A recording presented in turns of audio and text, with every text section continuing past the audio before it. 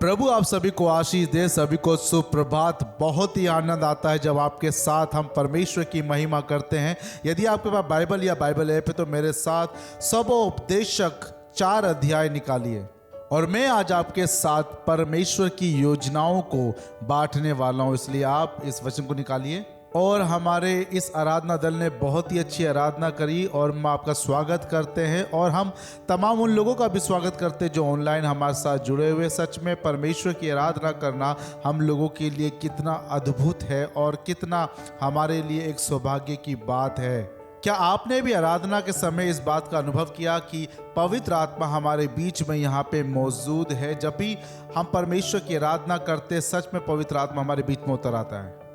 पवित्र आत्मा के आते ही सारी परिस्थितियां बदल जाती है, हमारी मानसिक तनाव बदल जाते हैं। और मैं आपको बताता हूं कि मैं काउंसलिंग पर विश्वास करता हूं, पर जब पवित्र आत्मा काम करता है ना, तो अच्छी अच्छी काउंसलिंग भी उस काम को नहीं कर पाती जो पवित्र आत्मा करता है।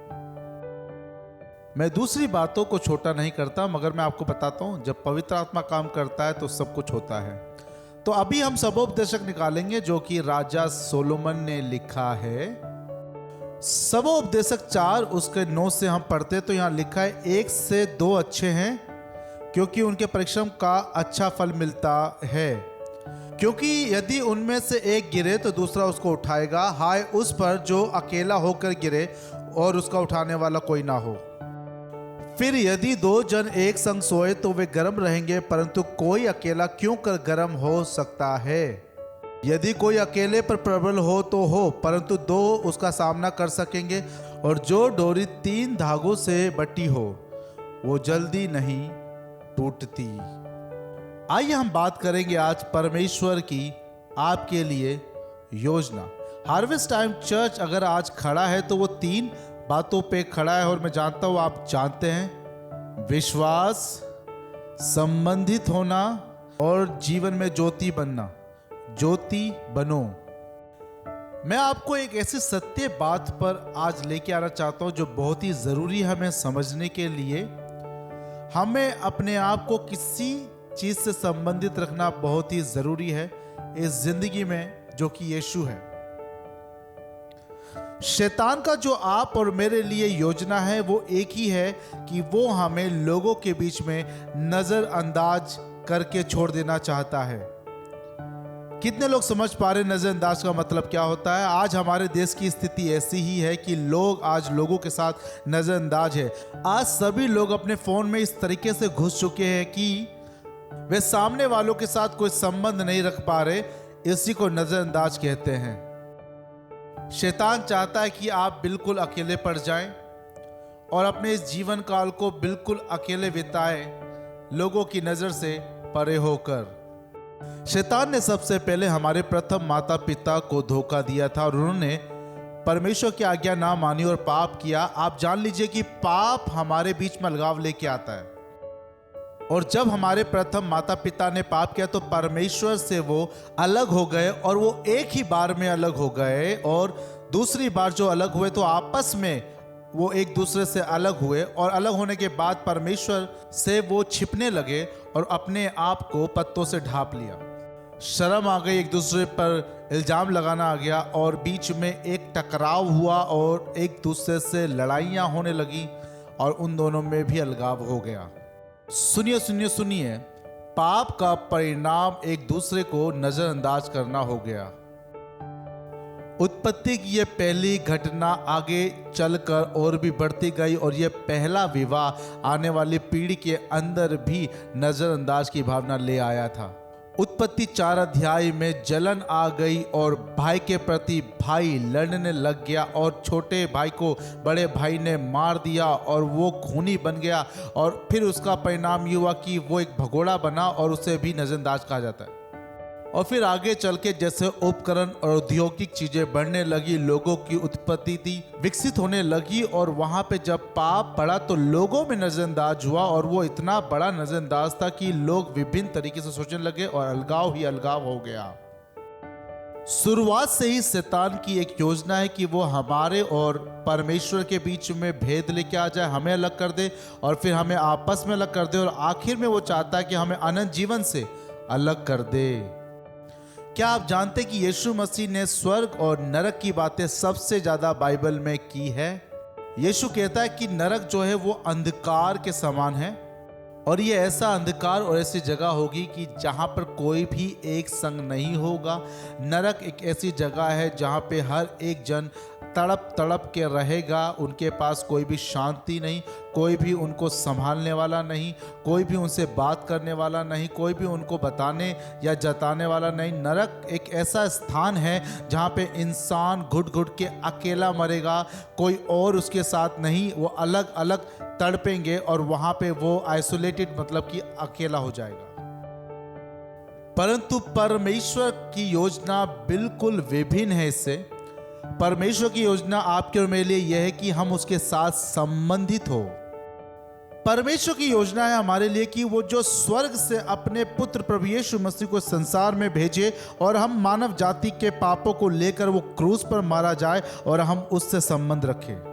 हमारा यीशु पर विश्वास लाना हमारा और परमेश्वर का एक संबंध बनाता है। वो हमारा पिता होता है, हम उसके बच्चे होते हैं और इस जगह का जो निर्माण भी किया गया है वो इसी अनुसार किया गया है कि यीशु जो हमारे लिए क्रूस पे मारा गया तो उसने उन सारे रास्तों को खोल दिया जहां पर हमें परमेश्वर के साथ खुलकर महिमा करना और उसके साथ संबंध रखना खुलकर प्राप्त हुआ है।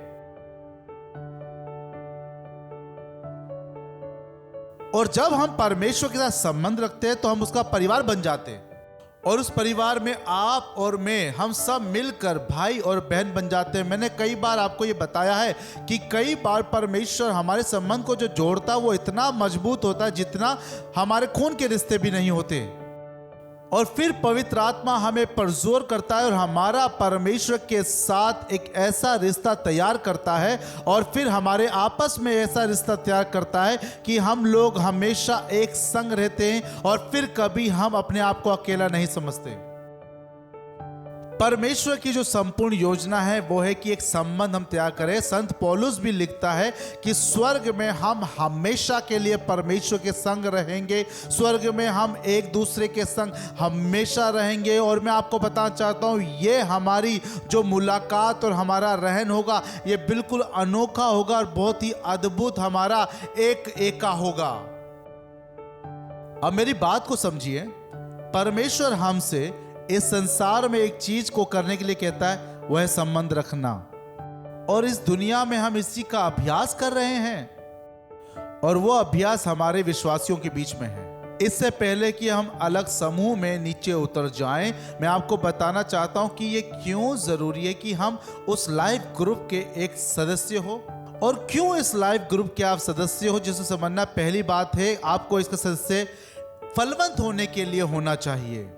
सबोपदेशक 4 में सुलेमान एक चलने वाली यात्रा के बारे में बात कर रहा है और इस चलने वाली यात्रा में वो तुलना करता है कि कितना सुहाना होता है जब दो जने एक साथ यात्रा करें इससे कि अकेले यात्रा की जाए।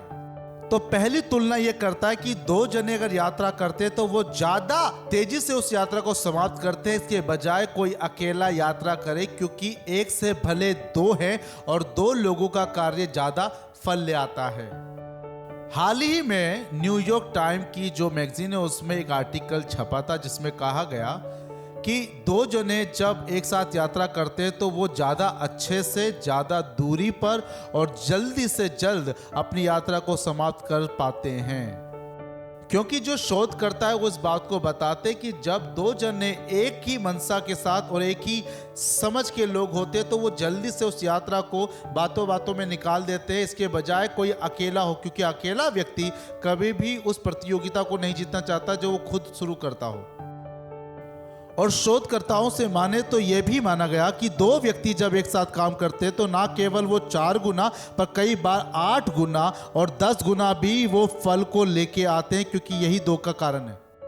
और दो का कारण इतना बड़ा है कि परमेश्वर भी हमसे चाहता है कि हम भी अपनी सेवकाई में, अपनी संगति में कुछ इस प्रकार की संगति और लोगों को तैयार कर सके ताकि परमेश्वर का कार्य भी पूरा हो सके। इसलिए कहा जाता है कि छोटे समूह का मिलन बहुत ही सामर्थी होता है और कारगर होता है, इसलिए छोटे समूह बहुत जरूरी है। और जब हम एक दूसरे से मिलते हैं, जब हम एक दूसरे के साथ समय व्यतीत करते हैं, दर्शन बांटते, तो उस काम को और तेजी से, बहुत प्रभावित रूप से पूरा कर सकते हैं। क्योंकि बाइबल में भी लिखा है कि एक दूसरे से मिलना ना छोड़ो, परंतु एक दूसरे के साथ संगति करो, ताकि तुम उस काम को सही अंजाम दे सको जिसके लिए चुने गए हो। सुनिए, मैं जानता हूं कि कोरोना का स्तर बढ़ गया है। मैं जानता हूं भी नया वायरस जो ओमिक्रॉन कहलाता है वो आ गया है। उसके आने की वजह से हमें वैसे तो मिलना नहीं चाहिए, मगर मैं आपको बताना चाहता हूं कि हमें ये संगति कम नहीं परंतु और ज़्यादा करनी चाहिए। हमें और ज़्यादा मिलते रहना चाहिए, क्योंकि जब हम ज़्यादा मिलते हैं तो हम ज़्यादा प्रार्थना और ज़्यादा काम को देख पाएंगे। तो हमें इस समूह में क्यों जुड़ना चाहिए? पहली बात है कि हम अच्छा फलवंत हो, और दूसरी बात है कि हम लोग एक सुधार ला सके। राजा सुलेमान इस बात को बड़ी बेहतरीन तरीके से यहाँ रखता है, क्योंकि वो इस बात को समझता है कि एक से भले दो है, यदि दो है तो एक गिरेगा तो दूसरा उसको उठाएगा, सुधारेगा। पर हाय उस पर जो अकेला गिरे और जिसका कोई उठाने वाला ना हो। और जो मूवी है 107 घंटे की, और वो जो 27 साल के लड़के के बारे में जिसका नाम एरन है, और वो बीहड़ों में पहाड़ों के ऊपर चढ़ाई कर रहा था, तब वो वहां पे फंस गया और उसके हाथ पर एक बहुत ही भारी पत्थर आके गिर गया। उसने ना तो किसी को बताया कि वो हैकिंग के लिए जा रहा है, ना तो उसने किसी को ये इत्तला दी कि वो कहां पर जा रहा है, ना ही उसने किसी को बताया कि वो कब लौट के आएगा। और 5 दिन के बाद जब उसके शरीर में पानी की कमी होने लग गई, जब वो चक्कर आने लग गए, जब उसको कमजोरी महसूस होने लग गई और उसको पता चला कि वो ऐसे तो मर जाएगा, तो फिर उसने अपने उस चाकू का इस्तेमाल करके अपने हाथ को ही काट डाला। और सुनने वाले कहते ये कैसा हो सकता है? पर ऐसा हुआ है जनाब। जब उसने अपने आप को छुड़ा लिया तब वो कई फीट नीचे गया और वहां से 7 किलोमीटर लगभग वो दौड़ता हुआ गया। और जब उसे कुछ लोगों की मदद मिली तो उसने पाया कि उसने अपने शरीर का आधे से ज्यादा खून को बहा दिया है। मेरे प्रियो, आपको बताना चाहता हूं, इस जीवन की सुंदरता के अंदर बहुत से खतरे भी छिपे हुए हैं। हमारे जीवन के द्वार बहुत से छोटे छोटे गड्ढे होते हैं जिसमें हम जाके फंस जाते हैं, चोटिल हो जाते हैं, दुखी हो जाते हैं, निराश हो जाते हैं और इन गड्ढों से निकल नहीं पाते। इसलिए कहा जाता है कि अच्छे मसीहों की संगति बहुत ही जरूरी होती है। और प्रत्येक मनुष्य अपने जीवन में कहीं ना कहीं गिरता ही है। यशाया कहता है कि सबने पाप किया और उन भेड़ों के समान है जो तितर बितर हो गई। पौलुस भी कहता है कि कोई भी नहीं बचा, सब ने पाप किया और सब लोग परमेश्वर की महिमा से रहित हो गए हैं। हर कोई उसमें गिरता है और परमेश्वर के उस सुनहरे रास्ते को खो चुका है जिसमें उसको चलना था। और जब हमें होश आता है तो हम उन खतरों में अपने आप को पाते जहां हम गिरे जा रहे हैं। हम गिरे जा रहे हैं ऐसे कई पाप में हम पड़े हुए हैं, कई ऐसे नशों में हम पड़े हैं, कई ऐसे गलत संबंधों में, कई ऐसी चीजें जो हमारे अंदर नहीं हो रही हो। जब हमें पता चलता है हम निकल नहीं पाते और हम उसी में सड़ सड़ के मर जाते हैं। पर जब हम अपने पापों को मानते हैं तो हम परमेश्वर की ओर फिरते हैं और परमेश्वर हमें अपने परिवार में जोड़ देता है जहां हमें आराम मिलता है। बाइबल बताती है कि याकूब की पत्री में लिखा है कि एक दूसरे के सामने अपने पापों को मानो और प्रार्थना करो तो तुम्हारे पाप क्षमा हो जाएंगे। क्योंकि जब हम अपने पापों को मानते हैं उन विश्वासियों के सामने जो सच में हमारे दोस्त हैं, मित्र हैं, तो परमेश्वर अपनी सहायता को अपने आत्मा के द्वारा भेजता है। क्योंकि हमारे लिए हमारी प्रार्थना करते हैं, वो हमें वचन के द्वारा प्रोत्साहित करते हैं और हमें सही करते हैं। कई बार हमें सही परामर्श की जरूरत होती है और हमें सही परामर्श मिलने के कारण हम सही काम करते हैं। आप में से कितने लोगों का यह अनुभव है? क्योंकि परमेश्वर भी हमको इसी प्रकार से परामर्श देता है और बाइबल ऐसा बताती कि पौलुस कहता है कि परमेश्वर हमें उन परामर्श को और शांति के भेद को जो हमारे भीतर वो देता है। जब हम समस्याओं में पड़ते हैं, हम जब दुखी में होते हैं या सताव में होते हैं, तब हम उन सभी परामर्श को याद करते हैं जो परमेश्वर ने हमारे लिए हमारे भीतर दिया है और उसी के द्वारा हम काम भी कर पाते हैं। तो जब कभी आपके पड़ोस में या कहीं कोई समस्या हो तो आप मीठे शब्दों का इस्तेमाल करें, क्योंकि वही परामर्श का काम करते हैं। क्योंकि जब हम समस्याओं और परेशानियों में होते तो पवित्र आत्मा हमारे दोस्तों का इस्तेमाल करता है हमें शांत करने के लिए। उन्हीं मित्रों में से कोई ना कोई हमारे लिए प्रार्थना करेगा और हमें परमेश्वर के वचन से प्रोत्साहित करेगा। कोई हमारे लिए प्रार्थना करेगा और हमको हमारी मदद में और सहायता करेगा, या कोई हमारे लिए प्रार्थना करेगा और हम लोगों को कुछ ऐसी बातों से प्रोत्साहित करेगा कि हम आगे बढ़कर परमेश्वर के लिए कुछ काम को कर सकें। तो हमारे मसीह जो भाई है वो हमें हमेशा संभाल के रखते हैं ताकि हम परमेश्वर के काम को आगे बढ़ के कर सके, और वो हमें आगे बढ़ाने के लिए ही काम करते हैं। मसीह समूह को हमें ज़रूरत है उत्पादन के लिए और सुधारने के लिए और आत्मिक संगति के लिए। राजा सुलेमान अपने विचारों में इस बात को कहता है कि दो हमेशा एक से भले हैं, क्योंकि अब सर्दी ज़्यादा होगी तो वहाँ पर वो एक साथ रहकर एक दूसरे को गर्म कर सकते हैं, अकेला एक दूसरे को गर्म नहीं कर सकता है। ये कुछ इस प्रकार सी जगहें हैं जहाँ पे दिन में तो बहुत ही ज़्यादा गर्मी होती है और शाम को बहुत ही ज़्यादा ठंड होने के कारण वहाँ पर ऐसा माहौल होता है। जीवन ऐसा है, या तो कभी समस्याएं बहुत ऊपर हो जाएंगी या फिर बहुत ही जीवन नीचे सा हो जाएगा। और इन सब बातों में परमेश्वर चाहता है कि हमारा कोई ना कोई मसीह दोस्त हो जो हमें संभाले रखे। क्या आप जानते हैं कि अकेला रहना मानसिक तनाव और मानसिक शिक्षाओं में पाया गया कि सबसे बुरी बीमारी का एक ये नाम है? वे जो मनोवैज्ञानिक है और मनोवैज्ञानिक शिक्षा को प्राप्त करते हैं वो जानते हैं कि अकेलापन और काल कोठरी में अकेले रह जाना इस सबसे घिनौनी और सबसे बड़ी बीमारी और सबसे बड़ी सजा है जो लोगों को दी जा सकती है। इस पर विचार कीजिए कि जब परमेश्वर ने सारी सृष्टि को बहुत सिद्ध बनाया, उस समय ही परमेश्वर ने कहा कि आदम का अकेला रहना अच्छा नहीं है। सोच के देखिए, यदि उस सिद्ध सृष्टि में इस बात को अगर परमेश्वर कहता है तो आज के समय जो पाप की नगरी है इसमें कितना जरूरी होगा कि मनुष्य का अकेला रहना अच्छा नहीं है। ये एक अच्छा प्रचार है या नहीं? एक आत्मिक घनिष्ठ रिश्ता विशिष्टता की मांग करता है। हम एक बड़ी भीड़ में एक बहुत अच्छा समय व्यतीत तो कर सकते हैं, मगर एक अच्छा रिश्ता बड़ी भीड़ में व्यतीत नहीं कर सकते हैं। हम भीड़ को प्रेम तो कर सकते हैं, मगर भीड़ के साथ कोई संगति नहीं रख सकते हैं। हालांकि यीशु मसीह ने भी भीड़ के साथ बहुत सारे काम जरूर किए, पर उसने अपनी संगति अपने 12 चेलों के साथ ही की थी। घनिष्ठ रिश्ता एक दूसरे के साथ वाचाबद्ध होना चाहता है, क्योंकि ये मित्रता यूं ही नहीं है कि यहाँ से वहाँ फिरते रहो, घूमते रहो, मगर यहाँ पर एक दूसरे के प्रति प्रतिबद्धता होनी चाहिए, वाचाबद्ध होना चाहिए। और घनिष्ठ रिश्ता एक दूसरे को समय देने की मांग करता है। एक रिश्ते का सबसे बड़ा दुश्मन वो होता है जहाँ पे समय नहीं है। आज के समय पर हम किसी को समय नहीं देते तो हम प्रेम नहीं कर सकते। इसलिए कलीसिया 5 मिनट पहले और 10 मिनट बाद समाप्त की जाती है ताकि आप लोगों से मिल सकें। और यही घनिष्ठ रिश्ता बहुत सारी चीज़ों की मांग करता है। ये समय देने की मांग करता है, एक साथ बैठने उठने की मांग करता है, खाना खाने की मांग करता है, बातों को साझा करने की मांग करता है। और जब हम ऐसा करते हैं तो ये घनिष्ठ रिश्ता हमारे भाई और बहनों में अटूट सा होता चला जाता है। मंगलवार के दिन अक्सर हम लोग अपने घर में रात्रि के भोजन पे हमारे कलीसिया के सभी जवानों को बुलाते हैं। हम बहुत चीज़ आराम से वहाँ पे बात करते हैं, खाते हैं, पीते हैं और एक दूसरे के साथ साझा करते हैं। मगर उन सब के बाद जब हम इन सब कार्यों को कर लेते हैं तो हम एक दूसरे के साथ समय बिताते हैं। अलग अलग समूह में हम बैठकर एक दूसरे के लिए प्रार्थना करते हैं। यकीन जानिए बहुत अच्छा समय होता है एक दूसरे के साथ समय बिताने पर। एक घनिष्ठ रिश्ता एक सही मार्गदर्शक की मांग करता है। मैं आपको बताता हूँ, हर चुपड़ी और मीठी बातें बोलने वाले आपके अच्छे मित्र नहीं होते, क्योंकि राजा सुलेमान कहता है कि जो व्यक्ति आपको चुम्बन करता है उस मित्र से ज़्यादा अच्छा वो मित्र है जो आपकी गलतियों पे आपको ताड़ना देता है। ऐसे कई लोग हैं जो आपके सामने कुछ और पीठ पीछे कुछ होते हैं, और मैंने अपने जीवन में ऐसे लोगों को पाया है। एक सच्ची बात, यदि आपको पता है कि आपको सारी बातें किसी को नहीं बतानी चाहिए तो कृपया करके किसी को ना बताएं। बहुत से लोग आपके जीवन के छोटे छोटे कारण को समझना चाहते हैं, उनको बताइए मत।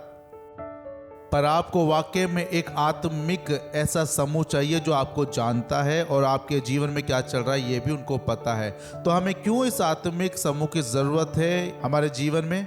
क्योंकि ये वो समूह होता है जो हमारे जीवन में हमें थामे रखता है, सिखाता है और हमें लेके चलता है। जो हमें चाहिए वो है विशिष्टता, प्रतिबद्धता, एक अच्छा समय बिताने वाला और एक अच्छी बात शिक्षा देने वाला। कुछ कारण है इसकी वजह से परमेश्वर में चाहता हम जो है छोटे समूह मिले जिसमें उत्पाद है, जिसमें एक दूसरे की बढ़ोतरी है, और अब आखिरी में मैं आपको बताना चाहता हूँ कि उसमें सुरक्षा है। दो जन एक दूसरे की सुरक्षा बेहतर कर सकते हैं इसके बजाय कि एक अपनी सुरक्षा करे, क्योंकि इस अंधकार के समय में इस जीवन में बहुत से डकैत, चोर और गुंडे इस तरीके के लोग घूम रहे हैं, और उनसे सुरक्षा पाने के लिए हमें समूह चाहिए, क्योंकि ये अकेले लोगों पे ज़्यादा असर करते हैं, मगर जो जोड़े में जाते हैं उनको ये छूते भी नहीं है। यीशु कहते हैं कि चोर चोरी करने, घात और हत्या करने आता है, और पतरस कहता है कि वो एक ऐसे शेर के समान है जो दहाड़ता और फाड़ खाना चाहता है, परंतु जब हम मसीह संगति में होते तो वहाँ पे हमको पूरी सुरक्षा मिलती है। जब हम कीनिया में सेवकाई के लिए गए थे तो वहाँ के पासबान हमको एक चिड़ियाघर में ले गए, और वहाँ पे मैंने एक बहुत रोचक बात को पाया था जब मैंने वहाँ जेब्रा को देखा था उसके बारे में।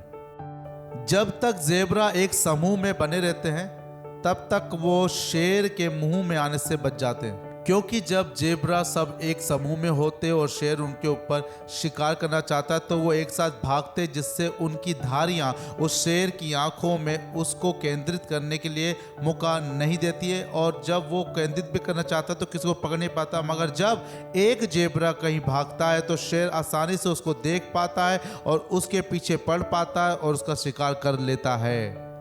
इसी प्रकार से हम मसीहों को भी चाहिए कि हम एक समूह में रहे, और जितने ज़्यादा तादाद में हम रहते हैं उतनी ज़्यादा हमारी सामर्थ्य होती है, क्योंकि हम एक दूसरे को सराहते हैं, एक दूसरे के लिए प्रार्थना करते हैं, एक दूसरे को सुधारते हैं, एक दूसरे की समस्याओं में एक दूसरे का साथ निभाते हैं, और एक दूसरे को बढ़ोतरी का आगे बढ़ाने का कारण बनते हैं, और इसी प्रकार से मसीह समूह और ज़्यादा विकसित होता है।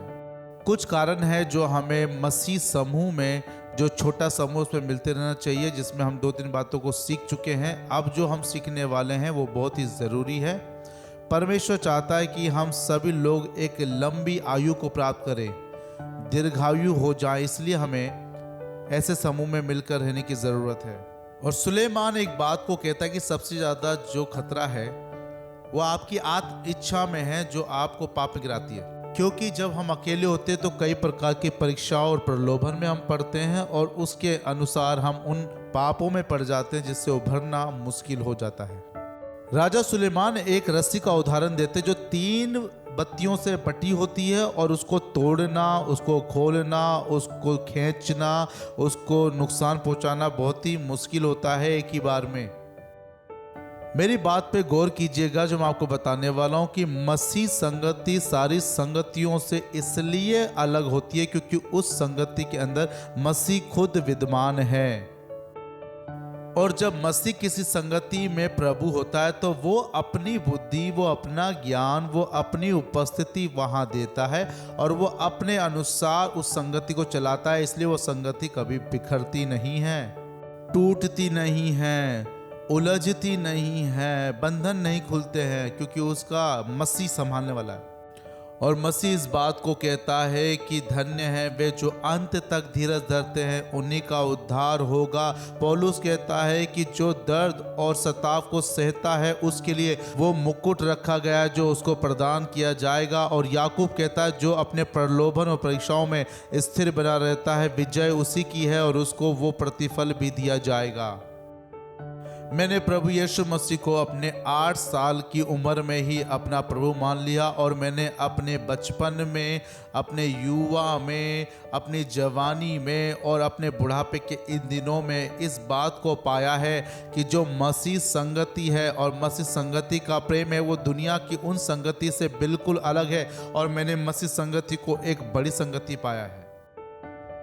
इस बात के द्वारा मैं समाप्त करूंगा। एक इंग्लिश कलीसिया के एक पादरी ने कुछ दिनों से इस बात को पाया कि उनके झुंड का एक विश्वासी कुछ हफ्तों से वहां नहीं आ रहा है, और बरसाती और ठंड के उन दिनों में उसने सोचा कि मैं उसके घर मिलने जाऊंगा। जब वो पादरी उसके घर पे गया तो उसने उसके घर को खटखटाया। उसने देखते ही वो समझ गया कि ये पास्टर यहाँ क्यों मिलने आए हैं। वो उनके घर में गए और वहाँ पे एक अच्छी आग जल रही थी। वो दोनों उस आग के सामने बैठकर बातें करने लगे। बड़ी बेसब्री से वो आदमी ये इंतजार कर रहा था कि वो पादरी कुछ बोलेंगे, मगर पादरी चुपचाप वहाँ बैठे रहा। 20 मिनट के अंतराल जब वहाँ पे वो बैठे रहे तो वो आग की ओर दोनों देख रहे थे। और फिर उस पास्टर ने उस जलती हुई आग में से कोयला उठाया और उस कोयले को जलती हुई आग से बिल्कुल अलग रख दिया और फिर उसको वो देखने लगे। और देखते देखते जब कुछ समय बीता तो उन्होंने देखा उस कोयले में से धुआं उठा और वो कोयला धीरे धीरे राख में तब्दील होने लगा और उसकी अग्नि बुझती चली गई। और फिर एक धुआं उठा और उन्होंने पाया कि उस कोयले की अग्नि उस कोयले के अंदर से जा चुकी है और वो उसमें सिर्फ धुआं ही धुआं रह गया। तो फिर उस पादरी ने क्या किया कि जो कोयले का छोटा सा अंश बचा था उसे उठाया और दोबारा उस अग्नि में डाला और वो दोबारा से जल उठा। इसका मतलब उसके अंदर दोबारा आग हो गई। और फिर वो पास्टर वहाँ से उठा और वो घर की तरफ चलने लगा। और वो व्यक्ति जब उसे उसके दरवाजे तक छोड़ने गया तो उसने बोला, धन्यवाद पास्टर जी इस अग्निमय प्रचार के लिए, मैं आपसे अगले हफ्ते ज़रूर मिलूँगा। और किसी महान व्यक्ति ने कहा है कि ज़रूर प्रचार करो, ज़रूरत पड़े तो शब्दों का इस्तेमाल भी करो। विश्वासियों के साथ संबंध रखना हमारे जीवन में उस आग को जलाते रखना है जो बुझ नहीं सकती। और हम इस सभा के बाद ऐसे एक समूह में जुड़ जाएंगे। कितने लोग जाना चाहते हैं उनका स्वागत है। आइए हम खड़े हो जाएं, परमेश्वर के नाम की महिमा और स्तुति करें, अपने मुख को खोलकर उसके नाम की बड़ाई और प्रशंसा करें। मेरे प्रियो ऊंची आवाज में उसका धन्यवाद करें, अपने हाथों को उठा के, अपने सरों को उठा के, तालियां बजा के उस परमेश्वर के नाम की महिमा स्तुति करें जो राजाओं का राजा, जो प्रभुओं का प्रभु है, जो सर्वशक्तिमान परमेश्वर है, जो हमारे संग हमेशा बना रहता है। हालेलुया।